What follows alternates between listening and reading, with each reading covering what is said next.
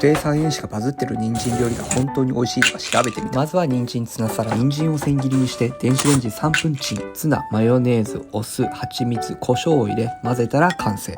お酢の酸味が食欲をそそって副菜としてかなり優秀と思いました。次は忍たまサラダ。人参3本を電子レンジでチンします。一口サイズに切ったらマヨネーズ、卵、すりごま、めんつゆ、ごま油を入れて混ぜたら完成。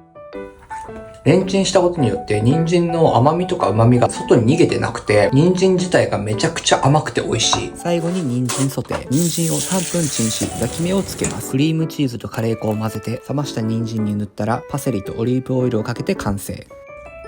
おしゃれな味。お祝い事とかパーティーとかの一品で出すっていうにはありかなと。最終結果はこうでした。